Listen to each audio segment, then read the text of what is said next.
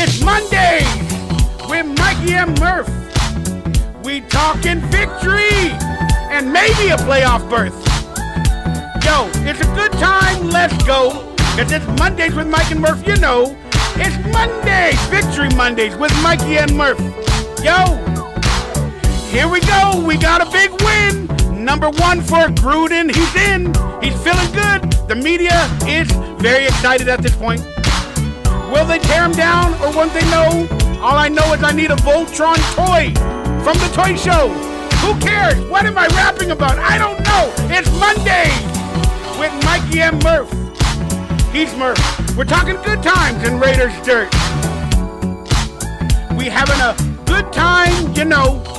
It's Mondays. Let's go. It's Mondays with Mikey and Murf.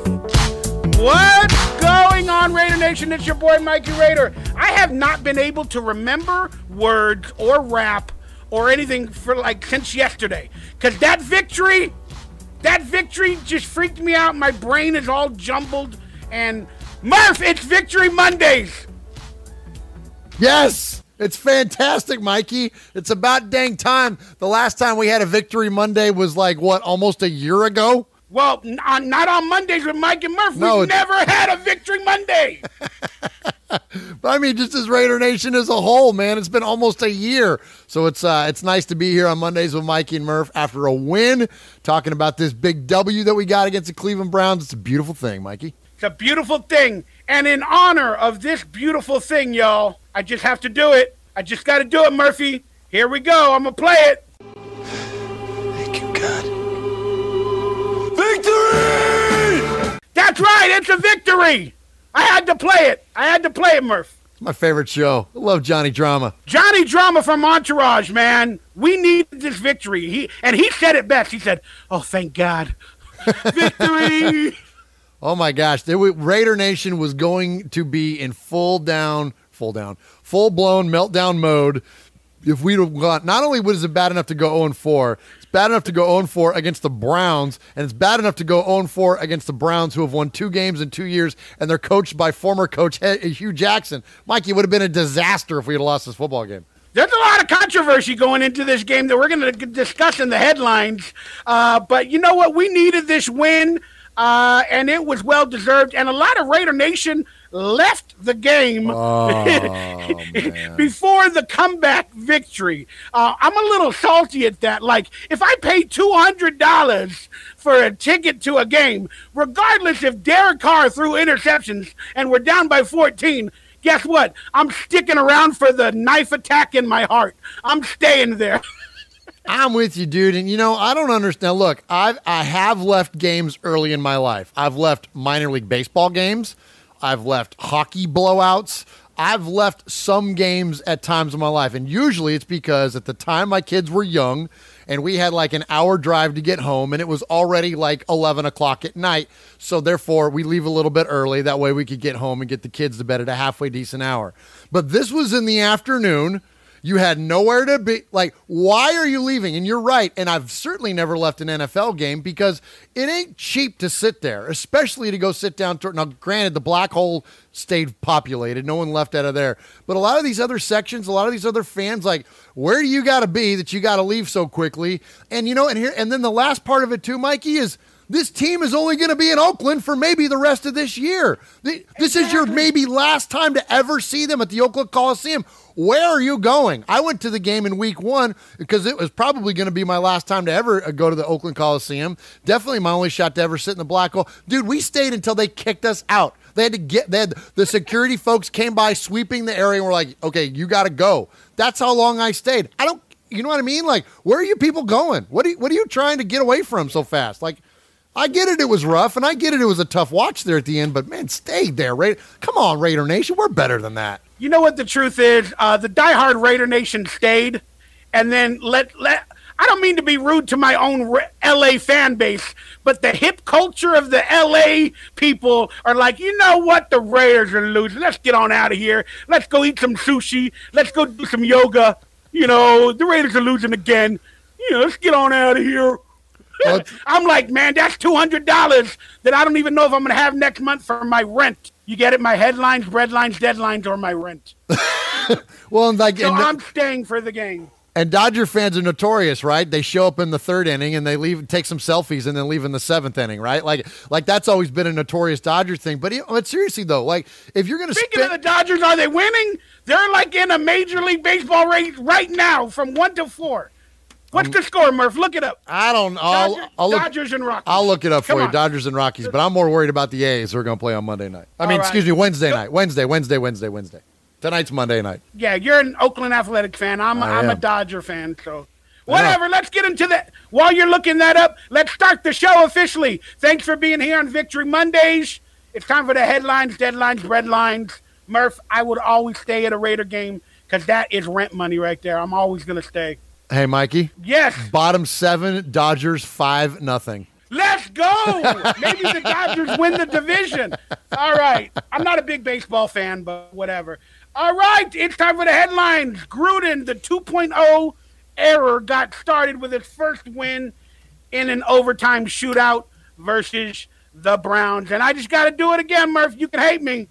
You're going to hate me, but let's go. Never hate Johnny Drama. Thank you, God. Victory! I'm going to do that all day, Raider Nation. I don't care. Thank God we got a victory. Just give a quick little summary of the game, man. Was it what you expected? What's going on? No, it was certainly not what I expected. It was a heart attack waiting to happen through that whole thing. I got to say this, Uncle Mosh and I were watching it together, my co-host there on Raiders Fan Radio, and we're watching it, and we're like, okay, do we want the lead or do we not want the lead? Because so far we've had the lead in every game and we haven't won, so maybe we don't want the lead. That way it'll force the team to take a different approach to it and come back and have to win. And Mikey, to come back the way that they did after being down with the biggest deficit was 28-14, if I'm not wrong.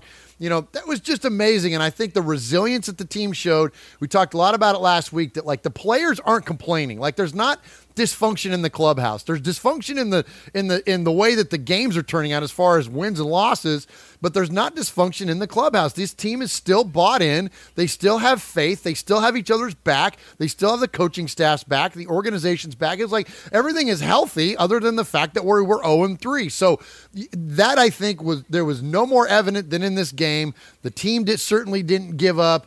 It was just a proud effort by the Raiders. And the last thing I'll say about it is that anybody that wants to give us any little, even teeny tiny bit of a crap about some calls that went in our favor, stuff it, because you'll never get anybody from Raider Nation to apologize for getting a call. We've been on the wrong end of the calls for, about 45, 50, 60 years. Let's see, 1960 to now is 58 years. So for 58 years, we've been getting the calls have been going against us as Raider fans. So look, we're not going to apologize ever for having one go in our favor. And look, and I don't think anything that happened in that game tipped the balance anyways. So absolutely not. I think great effort by the Raiders.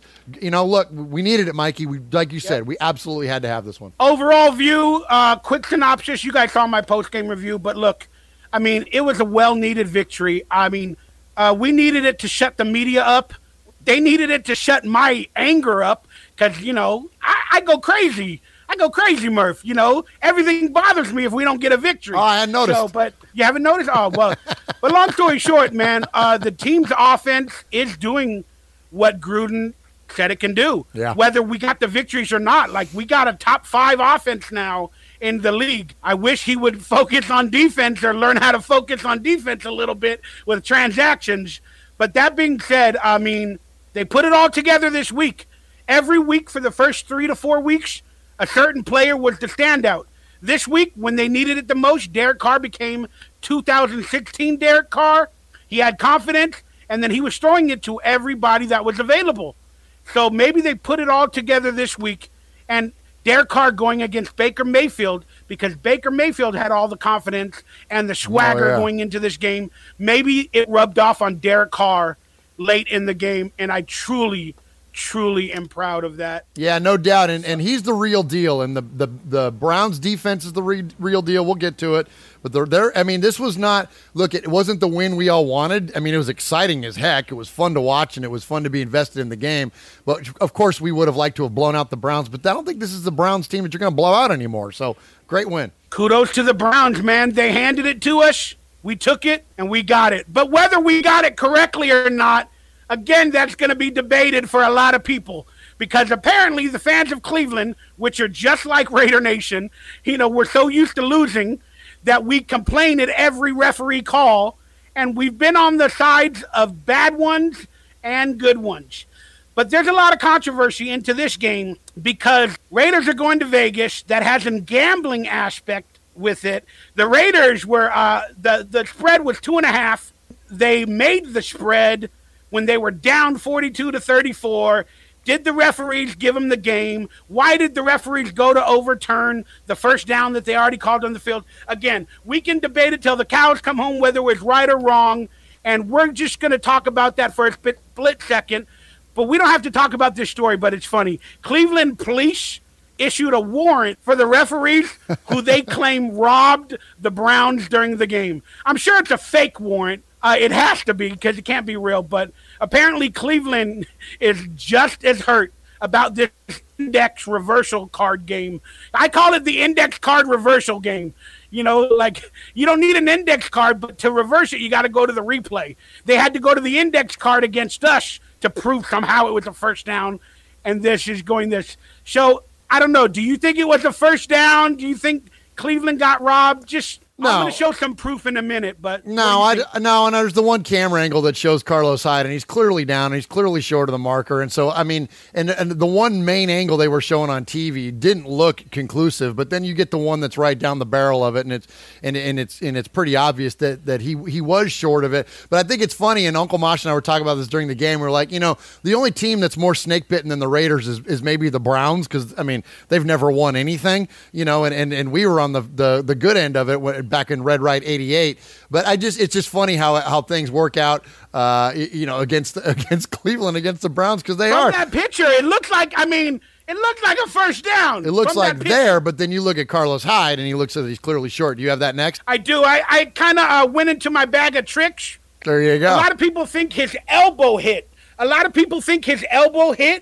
And then when his elbow does hit, he is in a first down range. But before the elbow hits, a split second, his wrist touched the ground, as you can see in that picture where I have the black arrow, and then there's another black arrow showing the ball. Then I put a little red line to show as compared to the yellow line where it is, because that's great job touching the ground. And then his elbow goes down. So that is a case for a reversal, but it shouldn't have went to a damn NFL replay, but it was within 2 minutes. Exactly. So, I don't know. It's kind of weird. It's just weird. Look, I'll never forget that smirk on Gene Steratore face when he busted out that index card last year.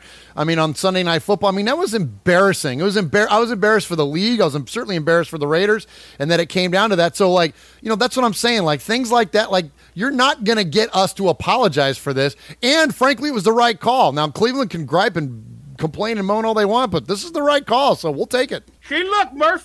It's not touching, right? But now it is. You see that, Murph? Look, the water bottle and the microphone are not touching, but now it is.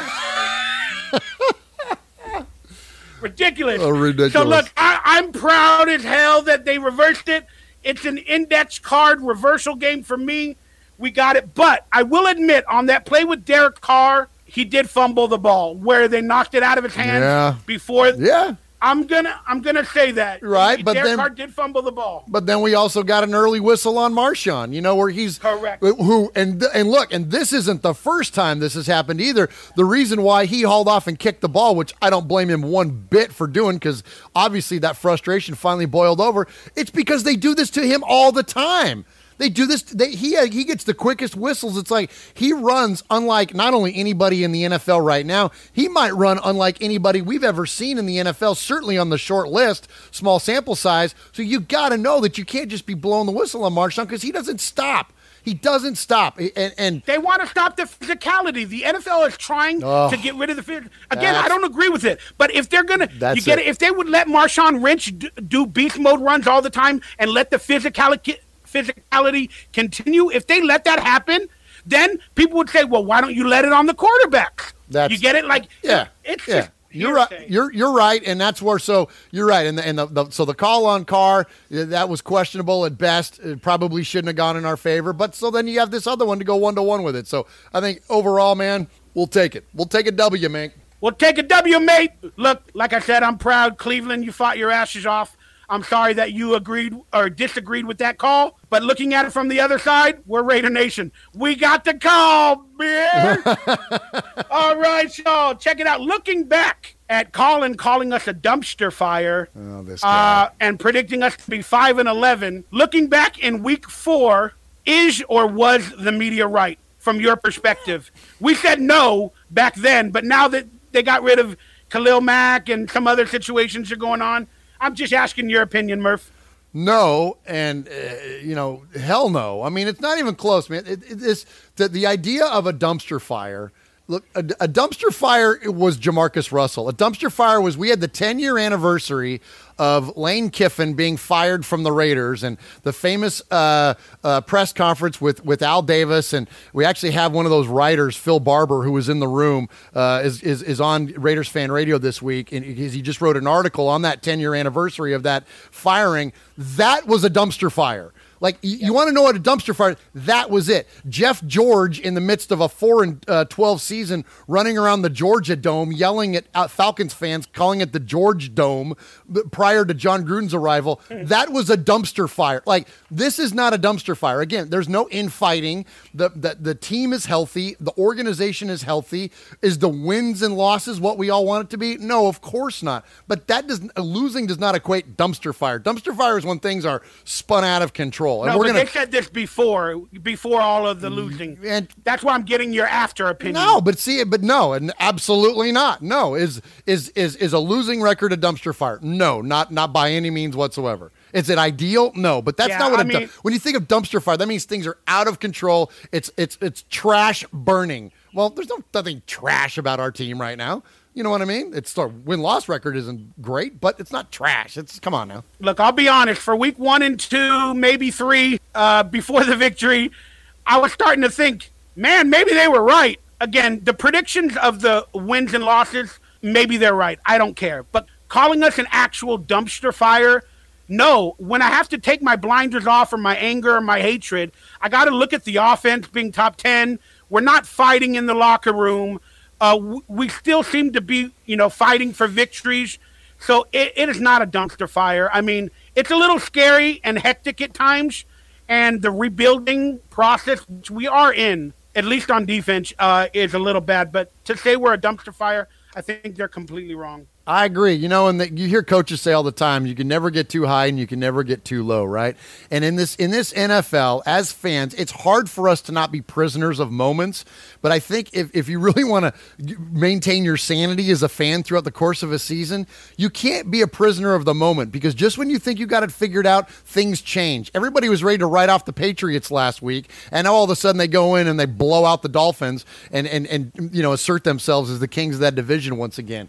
At the end of the day, it's going to be freaking Tom Brady and the Patriots winning that division and coasting into the playoffs. Like, don't be a prisoner of the moment. Look at the big picture. You guys probably sick of hearing me say this, but it's the truth. Look at the big picture. What's the big data tell you? Not this small sample size of what's gone on in this really small area. You know what I mean? So I'm with you, Mikey. So no, could you look at pockets of what's gone on with the Raiders this week and be like, yeah, that's dysfunctional? Well, sure, but you could do that with anything. But the whole big picture? No, we're fine. Yeah, I'm not a big picture type of guy. I'm a daily type of guy. And if stuff is going weird and I don't understand it, I talk about it. But that makes me a hater for that day at least.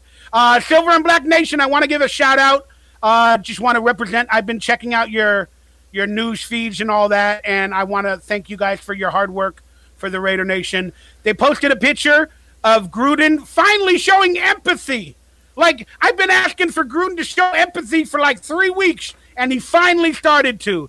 He said after the win, he goes, "It feels like my first win in 100 years. It's great to be back." Then he thanked our fans for hanging in there with us. But that's not the real story. The story that he has empathy is this. John Gruden admitted last week that the Khalil Mack trade is actually hurting the Raiders in 2018. So I am proud that John Gruden is finally showing some empathy because I needed to see it from him. And I'm just going to be real quick, though. I started thinking about that slogan, Murph, and I'm going to get your feelings on this next. But the slogan of the greatness of the Raiders lies in the future. I'm starting to hate that slogan. Oh, hey! I'm starting to hate that slogan, Murph, that the greatness of the Raiders lies in the future, right? Because I'm a future is now type of person, and the future is never going to arrive. Well, I mean, I don't know, man. I think, Al Davis was full of a lot of great quotes, and that was one of them. And that's the truth, man, is that But when's the future going to arrive? I mean, you get it. It's always the future. So if we're always losing, you might as well say the greatness lies in the future. Well, okay. You ready for me now? Yes, sir. Okay.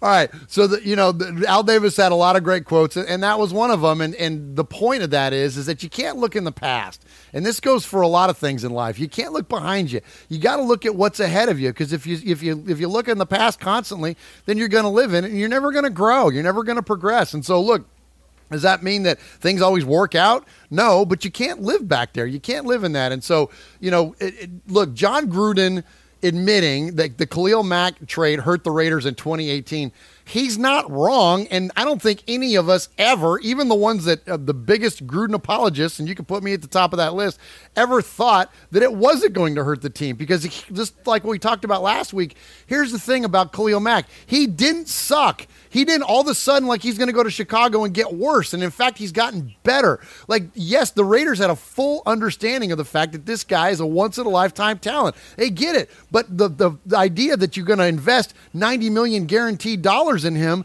that's what the Raiders were not willing to do. And if you question that, all you got to do is look at Earl Thomas. Okay, now look, I'm not taking a shot at Earl, but look, this is the kind of stuff that happens in the NFL. You tie up $90 million in guaranteed money in one player, and he gets hurt and he's out for the season. What are you left with, Raider Nation? You're screwed. You can't do that. You can't hamstring an entire organization for one player. So these are two separate things. Was Khalil Mack great? Is he great? Yes. Were the Raiders willing to invest that much into him? The answer to that is no, and it's going to be no, and Gruden's not going to regret that. But he is going to miss the talent. There's no doubt. And that's the answer to it. Yeah, I wasn't trying to rehash the Khalil Mack details. I was just saying I'm proud to see a little bit of empathy in terms of the media, in front of the media, that John Gruden is saying, look, we made the decision, but it is hurting the Raiders. It just made me feel good. And that slogan is bothering me because it seems like the future will never arrive, because it sounds like an excuse for losing. Oh, the greatness will lie in the future. It's like, I don't know. All right, but Stephen A. Smith, and we don't have to talk about this much, but he called John Gruden a money thief. On his podcast or radio show the other day. I wish I could have a clip, but I couldn't find it. I didn't want to listen to the 2-hour show to find it, but I saw an article. But he called John Gruden a money thief. So it's getting bad out there. That was before the victory, though. What is your quote on Stephen A. calling John Gruden a money thief for the Raiders? I think this is petty and it's out of line, and there are two things you don't talk about. One's another man's family, and the other one's his money. This is weak. This is why I don't like Stephen A. Smith. Yeah, it's a very, very interesting take, man. I gotta find that footage. I hope it's real. Again, when you read an article, you never know anymore. Fake news. The Raiders actually, excuse me, among the worst offensive lines in the NFL, according to Pro Football Power Focus. I don't know, man. Donald Penn is actually rated one of the worst right tackles in the league. You think? I'm just saying, pretty interesting, man. How do we go from one of the best with basically the same amount of players to one of the worst in 2 years? Well, we've never been good at right tackle. When you look at even when our offensive lines were grading high, it wasn't the right tackle that was grading high. Austin Howard sucked, and everybody else that's played there lately sucked. And this is one of those positions that where, as much of an apologist as I can be, I take shots at Reggie McKenzie constantly for consistently overlooking certain positions, and right tackle is one of them, and it hadn't gotten any better. And on this show, I don't even remember what show it was, but however many weeks ago, and one of my bold predictions was that both of our rookies were going to be starting at tackles for us and be bookends. You remember that? And I said probably, I don't even remember what week I said it by, but I said by this year, both those guys will be starters. And what are we going to see in week 3? I think you said week 3. Here we go. And so we're creeping in on week 5, and both Brandon Parker and Colton Miller are going to be our starting tackles. And frankly, that's the way that it should be. You know what I mean? Because right tackle has been terrible forever. And so now when you look at the rest of these, this is a case where the numbers can be a little bit misleading and look, Pro Football Focus is legit, man. I follow them a lot, and they do a great job in putting these things together. But the eye test, what's the eye test tell you when you watch our team? Colton Miller's doing a pretty good job, and when you look at the pass rushers that he's gone up against, he's done a pretty bang-up job. And so have the other guys. The interior of our offensive line, I'll take the Pepsi Challenge against anybody in the league. There's no one better than those three guys. So, you know what I mean? And the way that they've held up against – even this last week, look at Myles Garrett, man. That dude is no joke, man. That Cleveland pass rush is no joke. And look, they had their moments and they got to Carr a little bit, but for the most part, the line held. They did it. They're doing a good enough job for us to win football games. So despite whatever the numbers tell you, and I'm a numbers guy, you guys know me. You know me well enough now. I love numbers. But the eye test, though, tells us that this team and this line is playing good enough to win football games. So, no, I don't buy this idea that they're one of the worst, except for the the right tackle exception. It's trash over there, and that's the dumpster fire. You want a dumpster fire on this football team? It's right tackle, and it has been for a long time. No, I completely agree. I just thought that was an interesting, power rankings that saying we're one of the worst. It just bothered me because if only a couple of years ago we were labeled as the best. But you're completely right. I think Colton Miller's doing a stand-up job for a rookie for his placement. And I admit Donald Penn at right tackle hasn't panned out. And Derek Carr gave Rodney Hudson some major kudos in his press conference yesterday for everything he dealt with. But Derek Carr is also, in last week's game or yesterday's game, he was out of the shotgun a lot more. And that's them realizing that maybe we have a few struggles with injury as well on the offensive line. Hey, Marshawn Lynch. Sorry, I cut you off. I started the other story. That's okay. I'll just say this. I think Rodney Hudson – but Rodney Hudson might be the best Reggie McKenzie free agent signing. What do you think? I think it's certainly he's top three, if not the best. I can't think of any other Reggie free agent signings that's worked out or draft picks beyond Khalil Mack and Derek Carr. So I don't know. Well, we've had some good free agents. And Gabe Jackson. Yeah, well, that was a draft, but you got Marshawn, and when we look at Kelechi Osemele, that was a free agent signing. Like there's been some good ones, but I think Hudson is the top of the list. Of course, center of the offense. Marshawn Lynch last week before yesterday's game said Raiders offense can be one of the most explosive, and they pretty much proved it against a decent, if not very good Cleveland defense. So, do you agree or disagree that that the Raiders can be the most, meaning the number one, the most explosive offense in the entire NFL? Yeah, that's, the Raider fan in me wants to say yes. There's some pretty explosive offenses out there. None more so than the Rams, right? I don't know if you watched that game this last week, but it's freaking hard to argue against them as being the most explosive offense. But can they be an explosive offense? Yeah, absolutely. And I think that we saw glimpses of that, and we've seen glimpses of that all year. They haven't necessarily connected on all that, but Martavis Bryant dropping that ball at the 1 yard line or the end zone. Now granted, Derek could have put a little bit more mustard on that one, but still, that was, you got to come down with that ball, and that's an explosive play. Mm-hmm. So Marshawn's run, he's had some that were called back.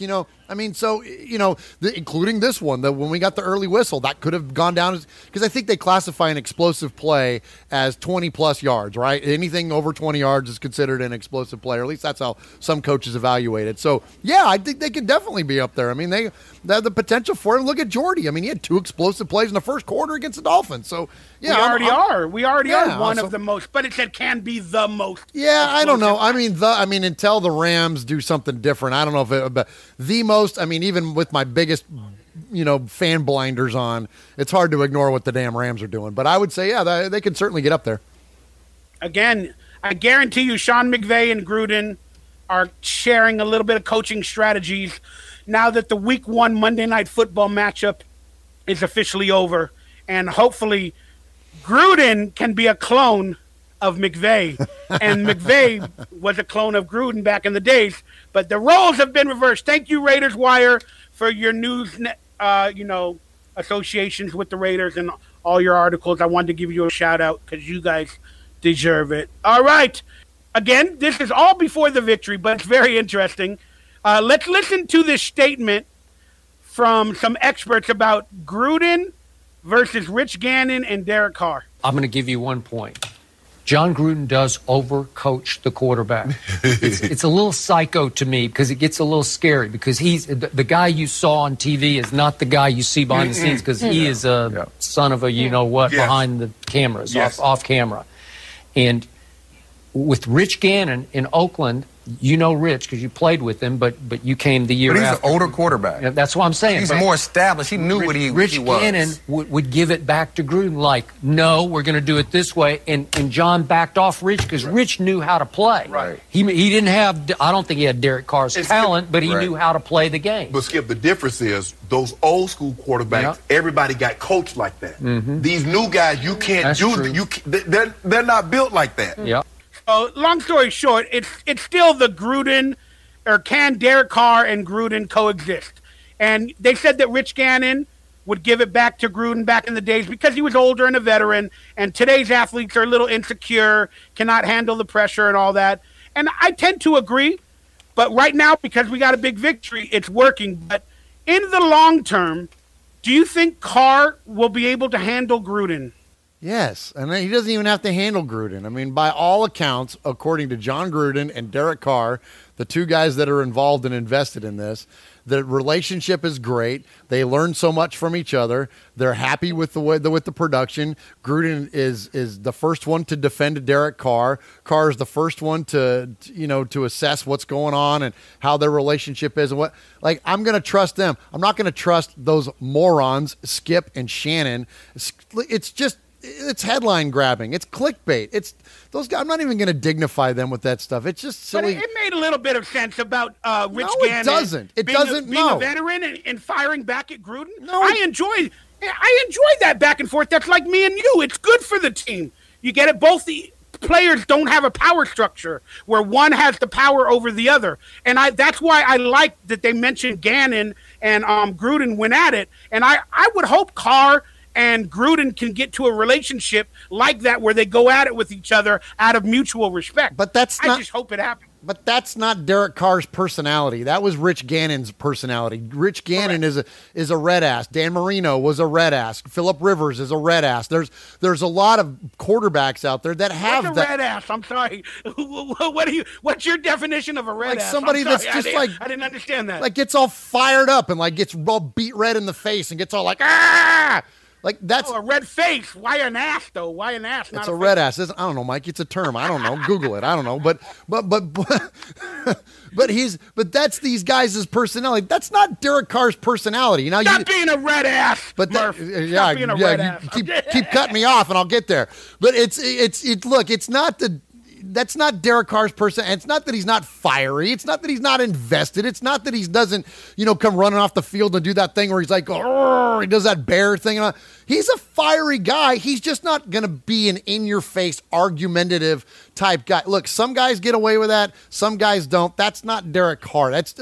So saying that for some reason that he's not going to be as successful or that it's not going to play as well because he's not handling the same dynamic. I didn't say that. I just you didn't. I'm not talking to you. I'm talking to Skip Bayless. I'm talking in reference to the audio clip, Mikey. So I'm sorry. To say that is somehow going to not work because they don't have the same dynamic between them. Well, that's the way relationships work. You don't have the same freaking dynamic between one person as you do another because people are different. They have different personalities, and what Gannon and Gruden had was unique, and it was fiery, and it was fine, and it was perfect for the moment. But this is a different time. It's two different guys. You know what I mean? Like it's silly to try. These are the things that these guys do on these shows. It's because they don't have anything else to talk about. You and I got plenty of other cool stuff to talk about. Nah, we got plenty of cool stuff to talk about. Well, according to the internet, you're the most intelligent speaker on the Raiders, and I'm the official red ass. So let's just fair enough. Fair enough. Yeah, no, I mean, can Carr handle Gruden? Again, yes. I was very worried about it, but after this victory, and then Gruden in his press conference after the game, he got snippy with the media. They asked something about Derek Carr's interception, and then Gruden said, you know what? Carr fought his ass off. He finally protected Derek Carr, and he finally, stood up for Derek Carr because Gruden for a couple weeks was snippy at Derek Carr for his mistakes. But after Carr proved and came back into this game, Gruden defended Derek Carr, and I loved that. So that made me believe now moving forward that the Gruden-Carr relationship is going to be better than the Gruden and Gannon relationship because Gruden is a different person at his advanced age. He is a little bit more empathetic, and we're starting to see that, especially after a victory. So kudos. So can Carr handle Gruden? You're damn right they can. Derek Carr said the other day that John Gruden tells him that he loves him more than his own wife. Like, you know what I mean? The guys are fine. These guys are fine. That's good. But, you know, we got to talk those stories. And then you brought me to this subject a week or two ago, and then I saw this picture, and I said, we have to do it. I mean, I love that picture. Veteran running backs exchanging jerseys. But players swapping jerseys, is it good or bad? You know, because I read a lot of quotes from fans saying, oh, man, when I watch a Raiders press conference in the locker room, I see, like, you know, Derek Carr with another quarterback jersey in his locker room. Or I see a Raiders player with the Denver Broncos jersey in their locker room in the background. And I don't like that. How dare they? You know, rivalry. I don't know. What do you think? Do you think players swapping jerseys is good or bad?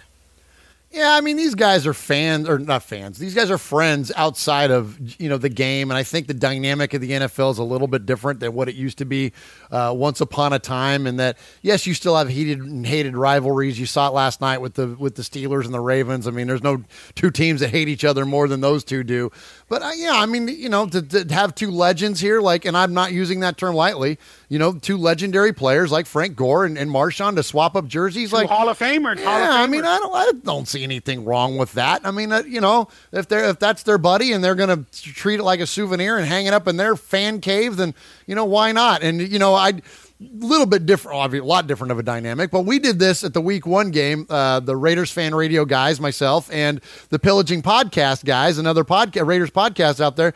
You know, we did this, and we took a picture holding each other's shirts up, and you know, in our kind of the way we feel towards each other is that you know, a rising tide raises all ships, right? Like we support one another because there's plenty of podcasts and shows like this to go around, so there's no reason for us to compete with one another. Well, that's a little different here because these guys are actually competing with one another. But once the competition's over, like, why not be friendly? Like, I don't see anything wrong with that. Now, look, it doesn't mean I want to see, you know, like Marshawn come to Marcus Peters' defense ahead of Raiders. I don't want to see him.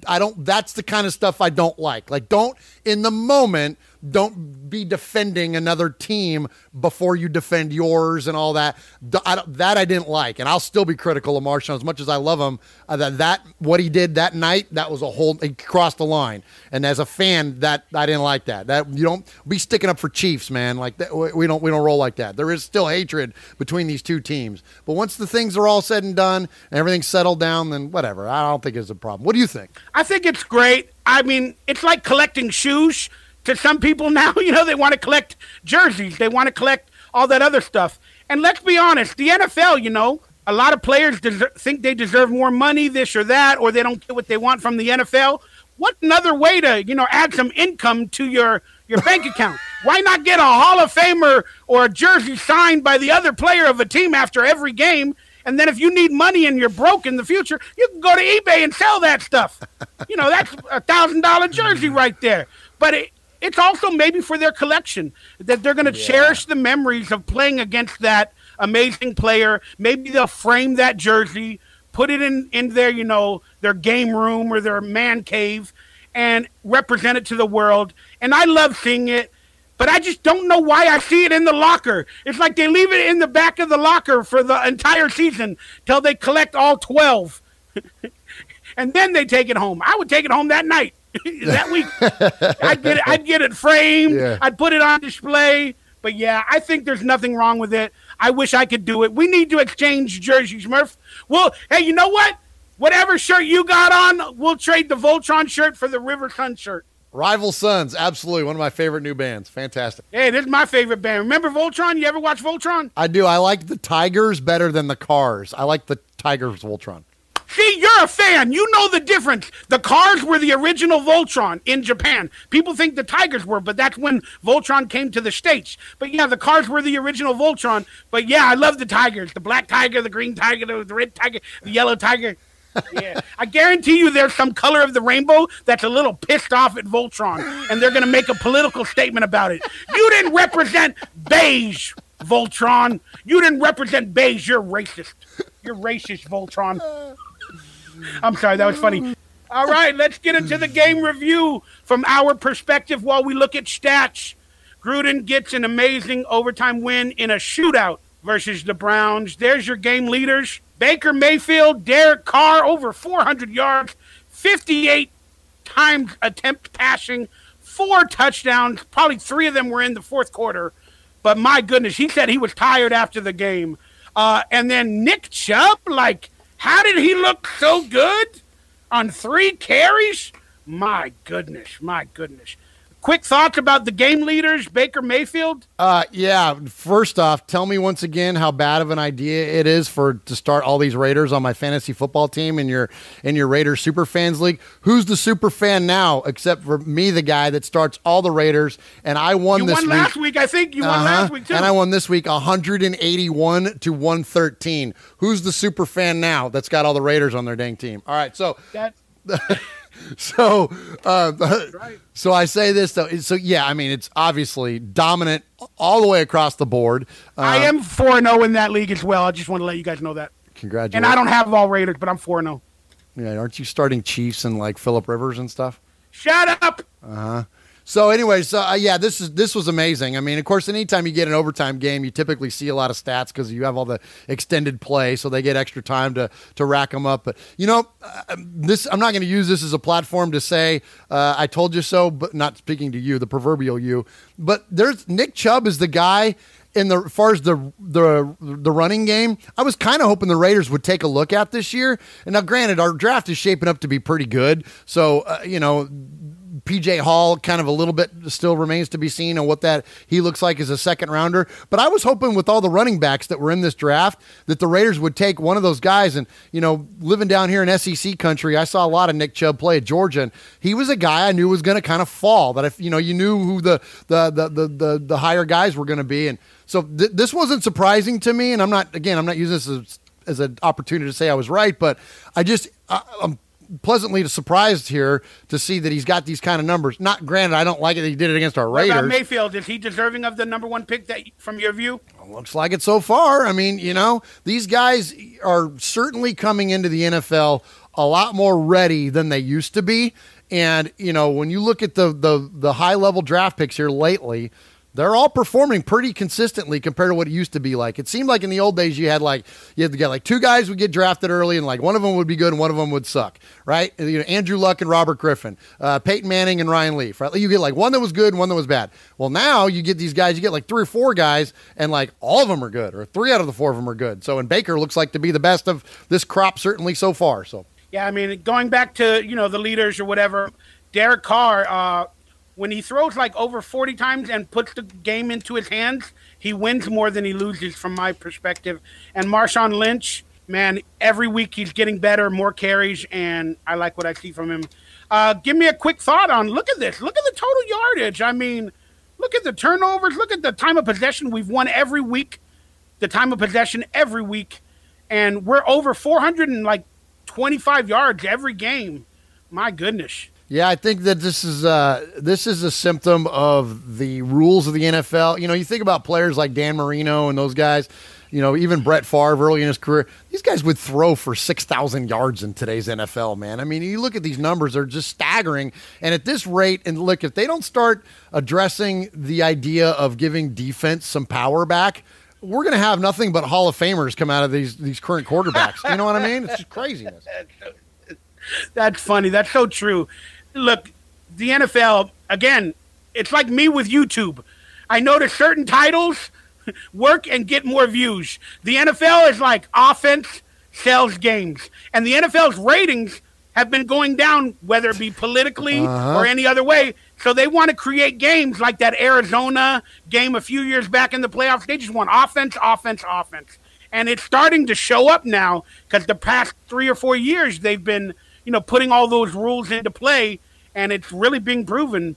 But our defense looks so bad. I mean, just, again, I can't blame the NFL, but what are your thoughts on our defense, man? They look so bad. Well, you say that, but at the same time, they had some pretty good plays. I mean, when you look at especially the young guys, Maurice Hurst, man, was, and I know that he PFF graded out as the highest ranked player on our defense this week. But aside from that, again, to go back to that eye test, he was good, man. Like, he played really, really well in there. I'm full on fanboying over Rashawn Melvin nowadays. He's great, man.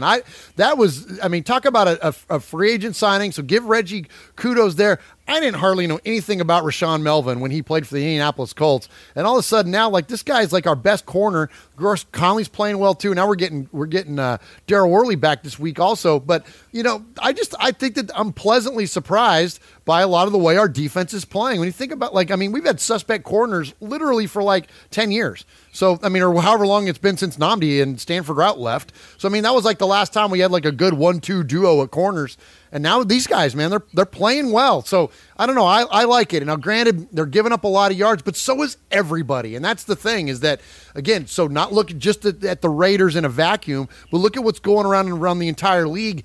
Everyone's giving up big yards. Everyone's giving up points. The whole freaking league is going bananas with offense right now. So if we're able to allow those things to happen and then still get the W, well, that's all that counts, right? Is that you just got to, and I think Gruden addressed it this week, you got to limit the explosive plays because explosive plays are going to happen. That's the way the NFL is nowadays. So you just got to limit it. You got to it's like, the old Dan Patrick saying, you can't stop them. You can only hope to contain them. Like, that's really where we got to be at on defense nowadays. And we got to get turnovers. And that's the other thing is that Conley setting the tone early with that pick. With Gilchrist going in there and breaking the pass up, Conley being alert enough to make the play on it and then get it in the end zone. Dude, that was huge. That was absolutely huge for this team that was needing some turnovers. Again, but if you want to be honest about it and not look at it from Raider blinders, that was against a rookie starting his first game. We gave up over 400 and something yards. We gave up 42 points to that team.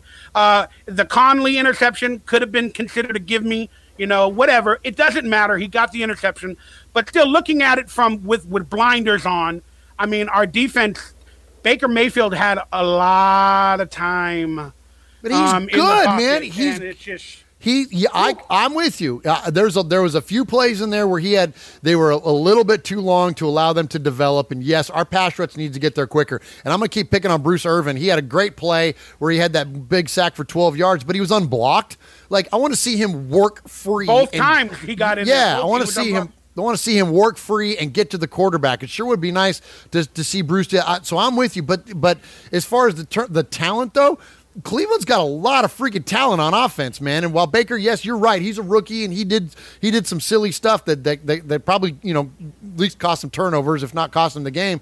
But Jarvis Landry, dude, is no joke, man. That dude is amazing as far as his agility and his ability to separate and make people miss when he's got the ball. They got David Njoku, man, and then they got 3 good running backs. There's players on that team, so don't take it too lightly. You know what I mean?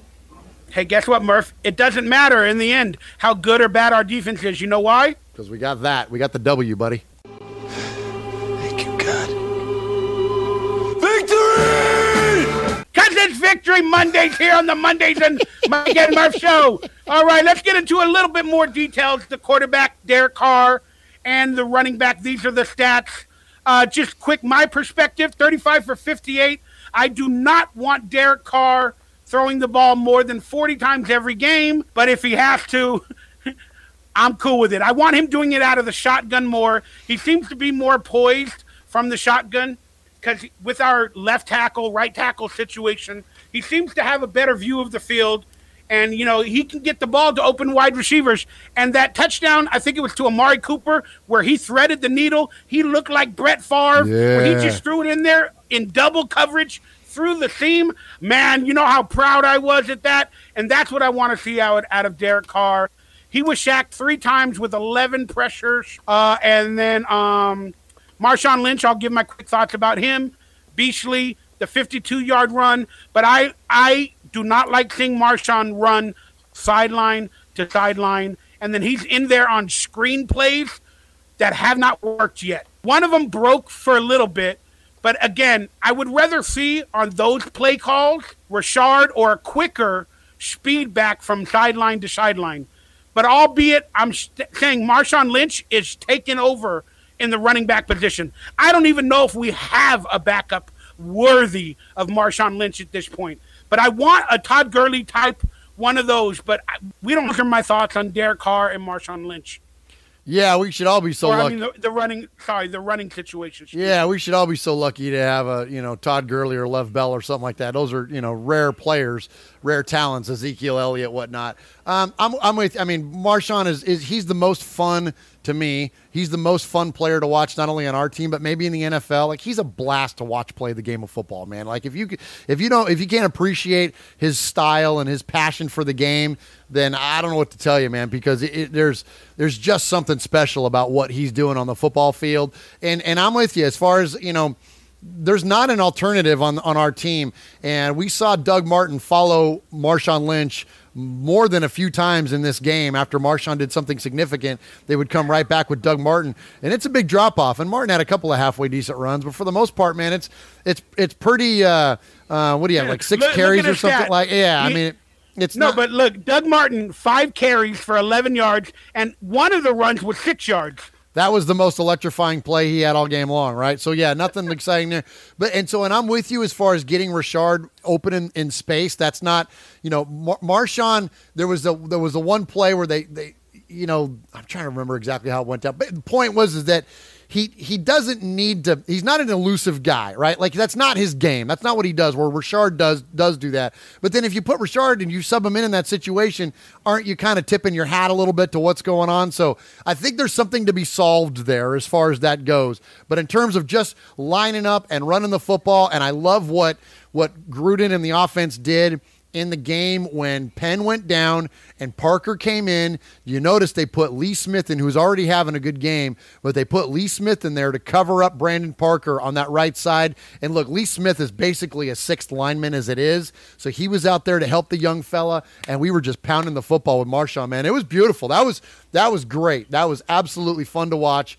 And, look, there ain't no doubt he's got plenty left in the tank at 32 years old. They had to pound it with Marshawn. When you got a rookie left tackle, but he played great, for what he is. But when you lose your right tackle, you got to run it up the middle behind Hudson and Osemele. But you brought up a good point. Again, they're tipping their hand. I would like to see a speedier back sometimes on first down. Go to the wide receiver spot, like they did in game 1 versus the Rams. Marshawn Lynch on first down became a wide receiver on a lot of those plays versus the Rams. Why not put Rashard in there, or even Doug Martin to see what he's got there instead of Lynch. So then that way they don't know whether it's a run, a pass, or this or that. But they're not really getting their backup running backs involved. And it's all falling on Marshawn's shoulders. Hence, he has a shoulder injury that is lingering right now. Well, Mikey, really and we may see that. Gruden is playing matchups. When you look at the way that our offense is working right now, he's playing and exploiting the most favorable matchup that there is on the field. And so we may see more than that. There may have been something to this matchup where they didn't like those you know what I mean, splitting those running backs out. They may not have felt that they needed to with those, how effective. They haven't done it since week 1. Well, and again, but they're playing the matchup, so it just may not be there yet. It doesn't mean that they're not going to do it. It just may mean that it hasn't been there yet. And one last thing I want to tag on as far as Carr goes, I'm with you as far as not wanting to see him with so many attempts. But I also, though, we got to keep in mind, at least in this game was almost 4 hours long. They ran 92 plays, I think, which was the most that the Raiders have ran in I don't know how long. So it was an excessive amount of football going on. So I'm with you that we don't want to see Derek Carr drop back 58 times, but in a game where you're playing through the entirety we played through almost the entirety of one full overtime. But anyways, point being, though, it was a 4-hour football game. This thing was long. Look, apparently, remember a few years back, the quarterback for the Eagles, I forget his name, he's like, I didn't know there were ties in the NFL. But this year, apparently, there's like one every week, it seems like, or there's going to be a tie every week. In an NFL conspiracy-type world, now that we're officially going to Vegas, you think Vegas and the NFL, the referees, are in cahoots? It's kind of interesting, because if you gamble on a game and it's a tie, nobody wins except the house. Yeah, there won't be any more pick'ems, that's for sure. This is getting a little scary because it's happening too often. Too many games are going into overtime tied and almost being tied. And I don't know, man. Vegas is getting richer now. Even with the Raiders coming, they're getting richer. I think that's just a little bit of a pocket. Like you said, Donovan McNabb wasn't even aware that you could tie in a football game, and I don't think we're going to see very many of those. I think it just happened. We have had 2 already, though, right? So, which is, like you said, it's rare, and it's definitely consolidated compared to what we usually see. But I don't think that's going to last. We had 4 ties. If each team is the tie, there's 4 teams involved. Enough. Come on, brother. Fair enough. You're right. I know. You're right. Amari Cooper, man, looked good. He fought in the middle of the field. He took some big shots after he caught the ball, and he didn't drop it. I was proud of him this week. And he was playing with an ankle injury. He injured his ankle into the third quarter, and he fought back. Jared Cook, he was Derek Carr's leading receiver last year, and it's moved forward this year. Martavius Bryant, I got some issues with him. He ain't worth the 3rd-round pick. It ain't. I don't know what's going on there. Jordy Nelson is what he is, making some nice, decent plays. But other than that, I mean, those are your wide receivers. Any thoughts on the receiving core? Yeah, I think they're all they need to be right now.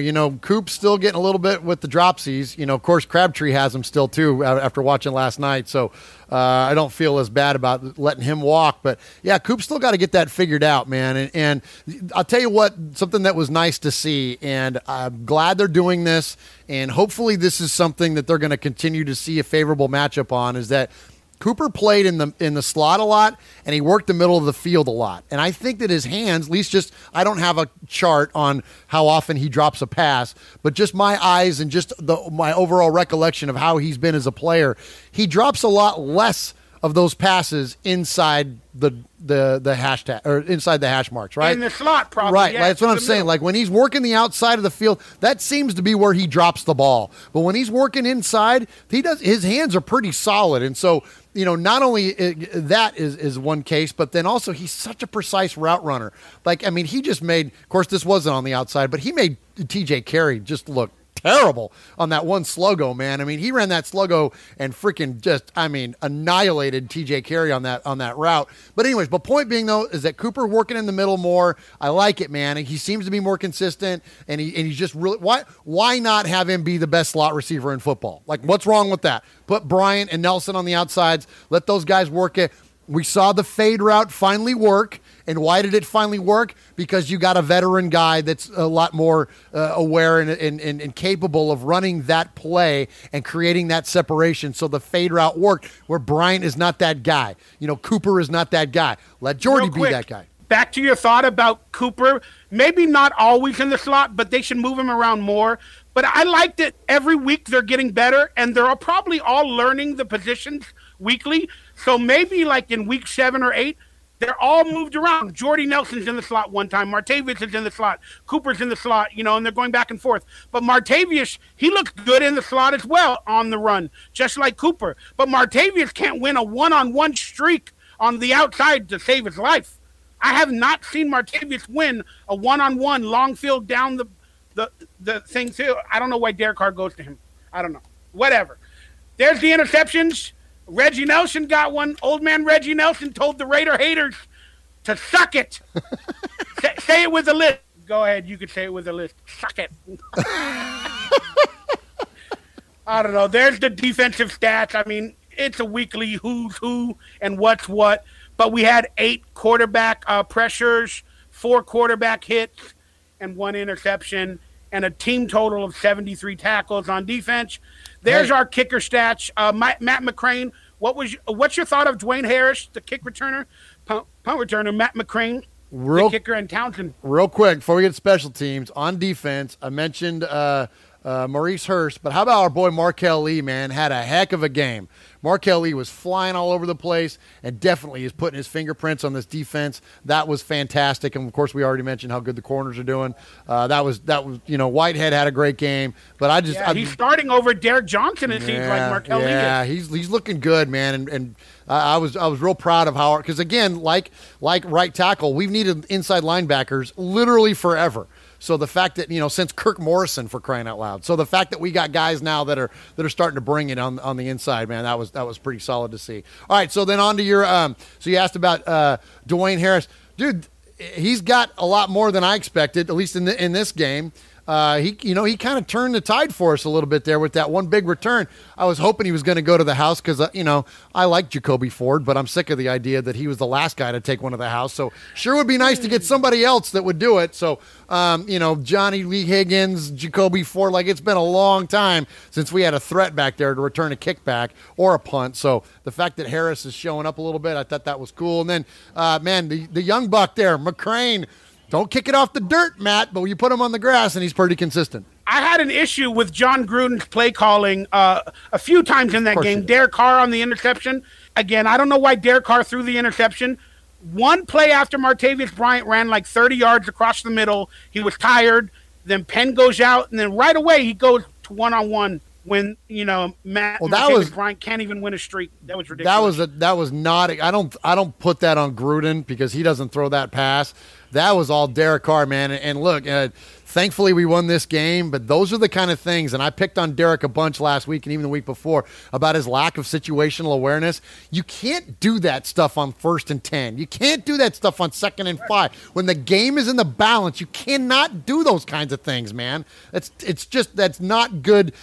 He's got such a cannon for an arm, and like you mentioned that pass that he had, where he was threading the knee, and he had a few of those that were like that.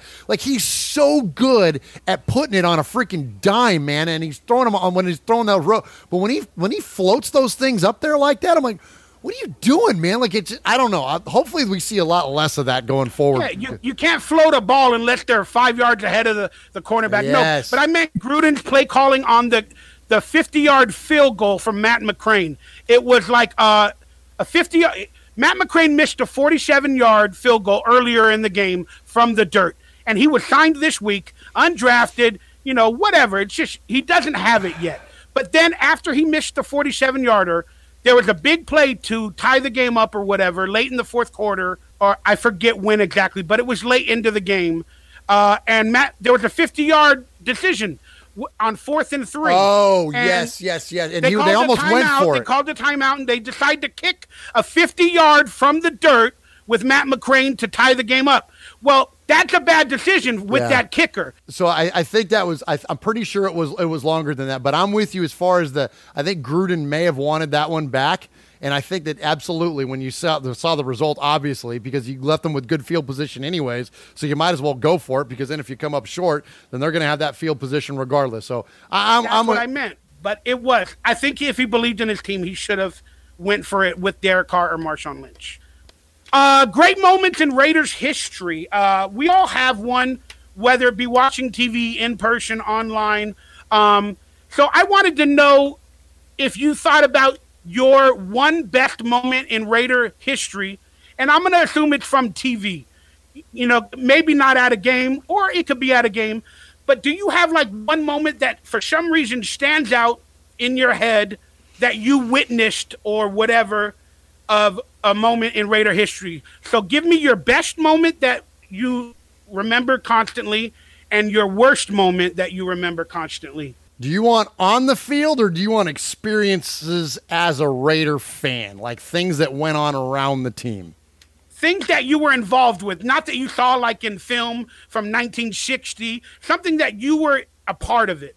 That was a part. All right. Well, because there's a, and I'm not trying to get all crazy analytical about the question, but I just want to make sure I give you a fair answer because there's as far as success on the field and things that I've seen the Raiders do is one thing, but then Raider experiences that I've felt because of a personal connection is another story. So I would say, as far as my favorite Raider moment ever was going to the 2011 game, the home game against the Jets. This is the Hugh Jackson era. This is Jason Campbell before he got hurt, so pre-Carson Palmer.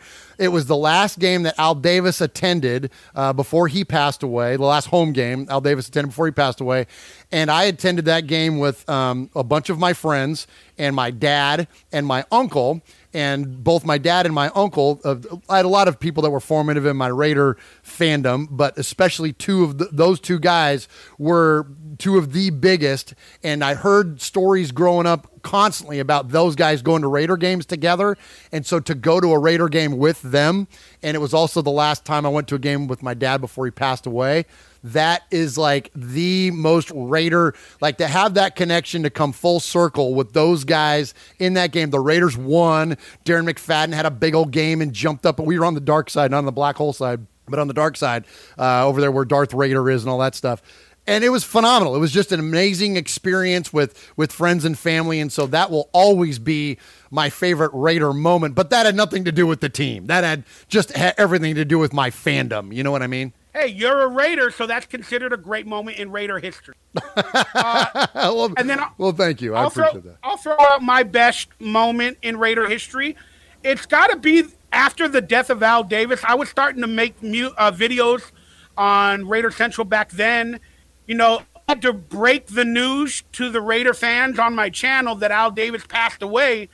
Then Hugh Jackson, we had that game against Houston, and I actually had a bunch of friends that were Houston Texan fans at my house that week to watch the game. And my goodness, you know, the emotions into that game, the feeling of sad, and then to come down to the end of that game, I think it was in overtime or right before overtime, the interception, but as you stated a couple weeks ago by Michael Huff, I believe you said. Yeah. Like, I can't believe it. I literally cried because before that moment happened, in my head, I was saying, just win, like the Al Davis slogan, just win.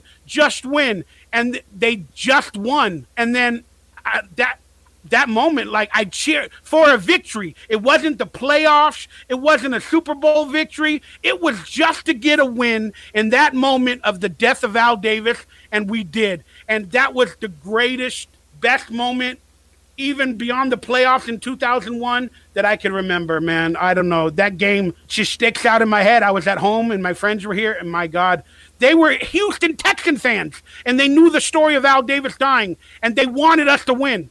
You get it? They were proud for me after. They hugged me. They're like, you deserved it, because of all the fandom for the Raiders. That was my best moment. Yeah, my favorite on the field, I would have to say, was beating the Titans in 2002. You know, that was a big deal, man. To see the Raiders be in a position to go back to the Super Bowl for the first time since I was an adult. I mean, I was a kid. I was 10 years old when they were in it the last time, and they were the Los Angeles Raiders. So to actually be able to watch the Oakland Raiders close out an opportunity, you know, at home, we were in Oakland. Metallica played in the parking lot before the game. Like, it was, I mean, that was an amazing. The real Metallica? Yeah, dude. They backed up a freaking tractor trailer and dumped down the front of that thing and turned it into a stage and played a live concert in the parking lot of the Oakland Coliseum before that AFC Championship game. I mean, that was and I wasn't there. I just watched it on TV, but that was and you can see those videos. Guys can Google it, check that stuff out if you want. But like, the atmosphere was amazing, and the idea that the Raiders were going back to the Super Bowl and taking their rightful place as champs of the AFC. Man, I mean, you know, you talk about tears, man. I mean, that was a pretty special moment. And so I would say on the field, that was the one that would definitely clinch it for me. Yeah, man, that's an amazing moment. My worst moment, and I know they're very recent because I've 7-8 years, even though I was before, but because of this channel. My worst moment was making the playoffs. We're on such a high, and then Derek Carr's leg injury. It's just I don't care where you were, you felt deflated. We went, oh my God, we're not going to win another game. The players on the field knew it. Raider fans knew it. The announcers knew it. It was the weirdest feeling I've ever had. You know, for an injury, normally a player gets injured and you feel bad for them. But with Derek Carr in our fandom, every single one of us went, oh, damn, we're done. And that was the weirdest feeling. We were all connected. The players on the field, the coaching staff, the Raiders fans, we all went, oh, no, we got nobody. And that was my worst moment because I've never experienced anything like that before. You know, that was one of the ones that popped into my head, too, when I saw this was on our list on the rundown. You know, and that was also on the heels, too, of the pinky injury. Like, no one forgets about the pinky because he broke his ankle. You know what I mean? Like, but that was that whole thing with him dislocating his pinky and all that. Like, that was crazy, man. And that one, and of course, and it's hard not to say the Tuck rule as well. But here's the thing that's separate from those. And I'll get to my worst in a second. But those were momentary. Now, granted, the tuck rule and the breaking of the leg, that ended seasons.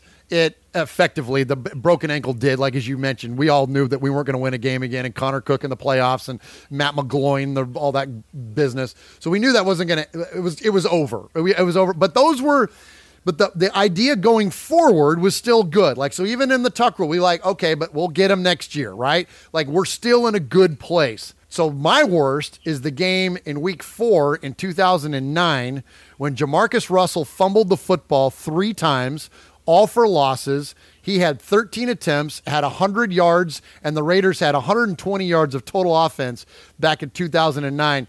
They were so bad and so ineffective that after the game, Antonio Pierce, the linebacker at the time for the Giants, said this game was like a scrimmage for us.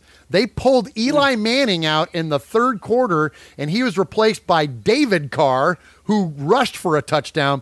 The Raiders were awful in 2009, and you want to talk about despair and dysfunction and everything at its height?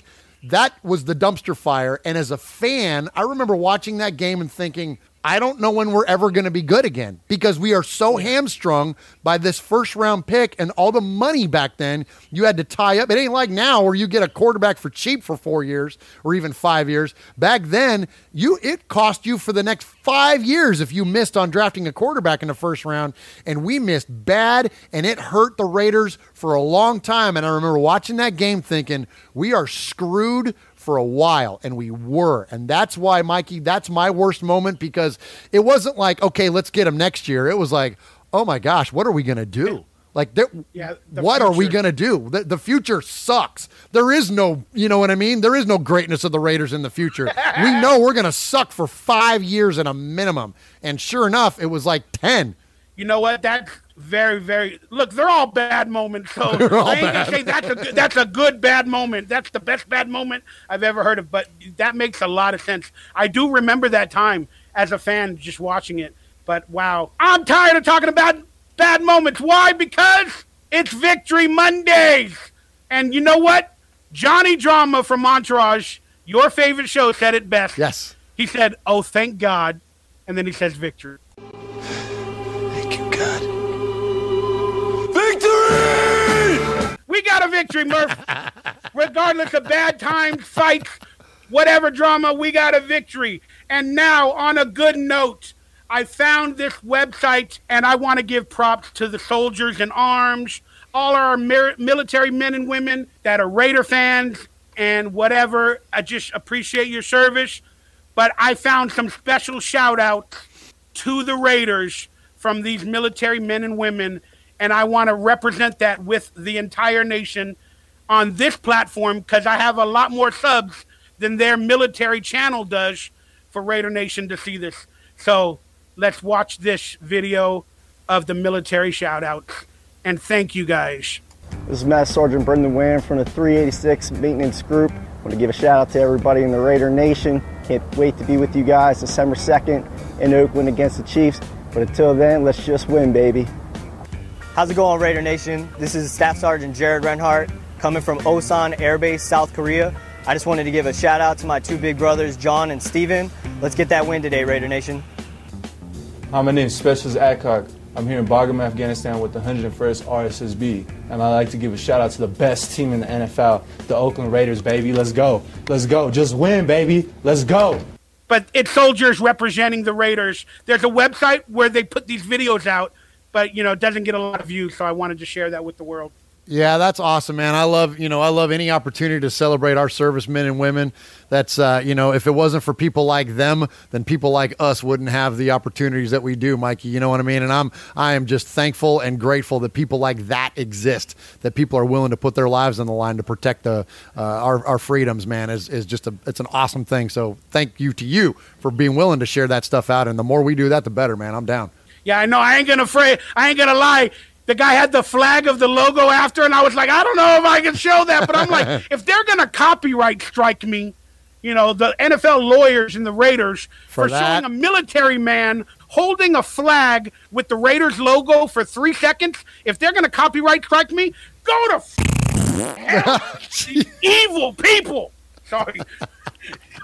I just had to say that. All right, let's get into the game preview. we're facing the Chargers in LA basically at home at the StubHub. Chargers are a good team, and we're coming off a victory.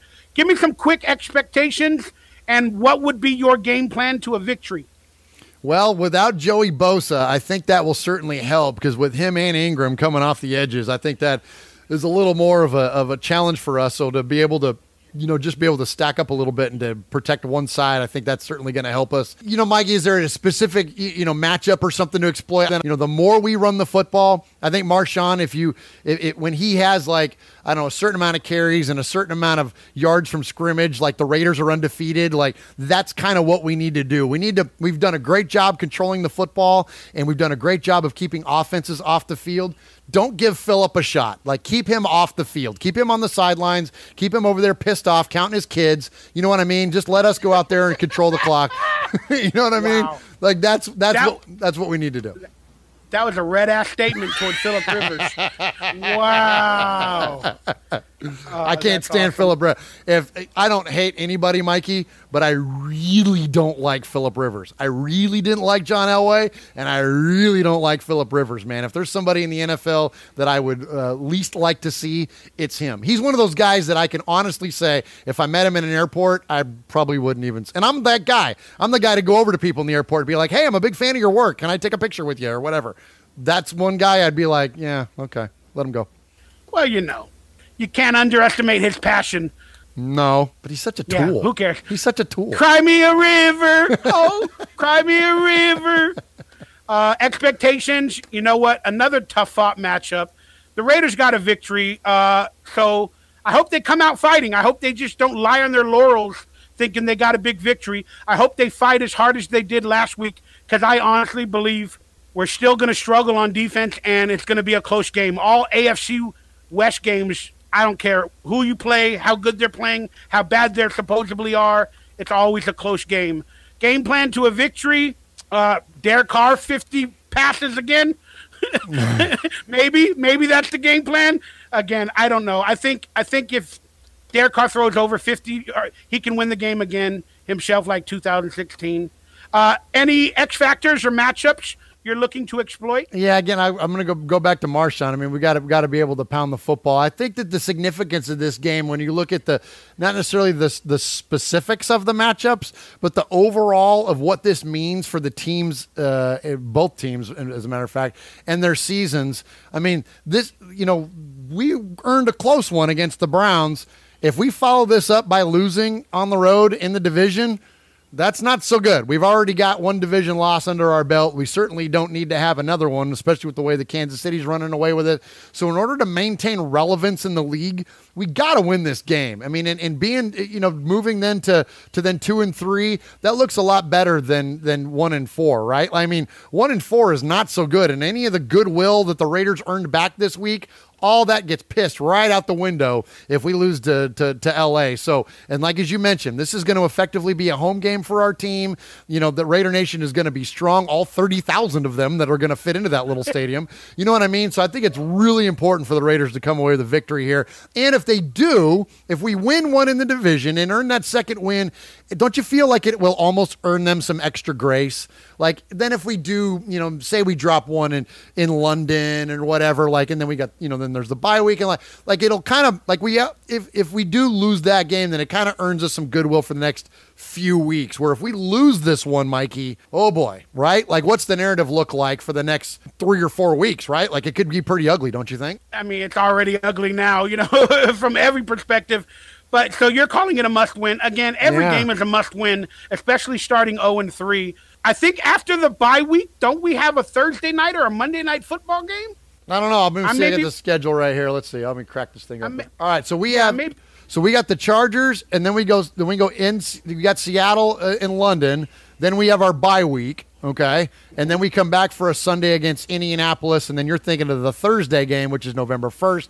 That's on short notice, the Battle of the Bay, because we're at San Francisco. Oh, I was thinking that they might go 3-3, that Illuminati number before the bye week, and then they have a big Monday night, Sunday night matchup when they're 3-3. Whatever, that's neither here nor there. My X factor, I've been saying it. It's Martavis Bryant needs to catch balls. He needs to break routes.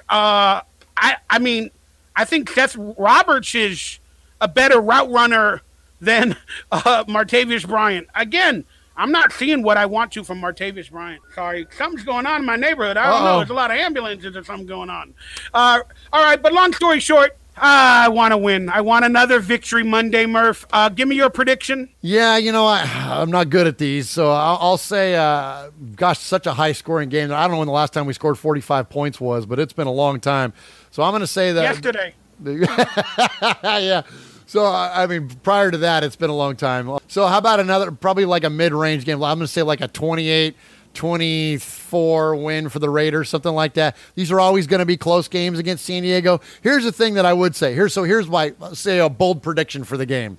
San Diego usually has questionable special teams, and our special teams started to flash in this game, so maybe we get a Dwayne Harris return. Maybe we do finally get that, and if that's if we can get something like that to be an unexpected score, much like the Conley pick six was in this game, maybe that's the score that puts us over the top.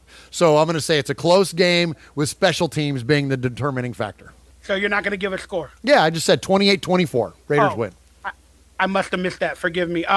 You know what? The media narrative after this victory versus the Browns is shootout, Derek Carr, shootout. Maybe the media wants another shootout, so maybe it'll be a shootout between Derek Carr again and this high-flying offense that the Raiders are doing over 400 and something yards a game average. Maybe it's another shootout, Phillip Rivers versus Derek Carr. I mean, I don't mind seeing that. I do not mind. If that's how we have to win, so be it. But I believe the Raiders, off of the heels of this amazing overtime victory, have a little bit more confidence in their team, and maybe it'll progress into a big victory. And I think it's going to be a shootout. I'm going to say 38-35, the Raiders in a close game. Maybe overtime. Nice. I like it. The more of these Victory Mondays we have, Mikey, the better everything goes. You're completely right. Did you notice? I mean, for the most part, I was like 95% more positive. I love this new Mikey here. I love this positive outlook. I even saw one of your shows on the channel this week. You had your 5 positive things that the Raiders, and look at what happened. You spread that positivity, and it's the butterfly effect, Mikey, and look what happened. Well, all I know is, oh, thank God. Just like Johnny Drama said, the Raiders got a big victory in overtime, but it doesn't matter. It's our first win in over a year out of 9 games. Thank you, God. Victory! There it is, Raider Nation. This is Victory Mondays. Hopefully we come to you with another Victory Mondays with Mike and Murph. I am Mikey. I thank you very much for being a part of this channel. Murph, give a shout out. Let everybody know where they can find you, and let's get on out of here for Monday Night Football. Check out all the Murph's Fan Cave shows on anywhere you can find a podcast. You can find us. Look for us on Apple Podcasts. Look for us on Google Podcasts. Pretty much you could search Murph's Fan Cave. It's MURFS Fan Cave, and look for the shows on the Murph's Fan Cave Network, which is Raiders Fan Radio. That is this show, Mondays with Mikey and Murph, and that is the Fan Club Blitz, where we talk to all the Raiders fan clubs from around the nation. So check it out, Murph's Fan Cave. Appreciate all the support. Appreciate your support of this show, especially Mikey. I love this show, man. I freaking love this show, and I love the dynamic, man. I'm telling you. I'm gonna be a little sarcastic here, so don't take it the bad way. Okay. But when I cut you off, well, I should have a count for every time you call me the proverbial you. There's probably like 90 of them, and not you, Mike, the proverbial you. We need to both get bells. 19 times now. We need to both get bells. So every time I get cut off, I'll ring a bell, and every time I say proverbial you ring a bell. There you go. But, again, my apologies. But, hey, we got the Kansas City Chiefs versus Denver Broncos, Monday Night Football, about to start. Who do you got? I guess give me Kansas City, but we're rooting for Denver. It feels so gross to even say that, but we're rooting for the Broncos to win because that's better for the Raiders. Yeah, as you stated in my fantasy football team, in a couple of leagues, I got Patrick Mahomes, and in one league, I need 50 points out of Patrick Mahomes. So, come on, Patrick. Should I root for him? I don't even know, Murph. I don't know. Just feels dirty. I can't do it. Yeah, I can't do it. I want Denver to win for the record because we're winning. All right, y'all. Let's get out of here with the Mondays with Mike and Murph theme song. And hopefully I can rap better. I love you all. Thank you very much, Murph. And we'll see you on the next Victory Monday. It's Monday with Mikey and Murph. We talking Raiders and football dirt in R&B style, because it's a new Raiders talk show, having good times. Let's go. It's Mondays with Mikey and Murf. We'll see you next week, Raider Nation. We out.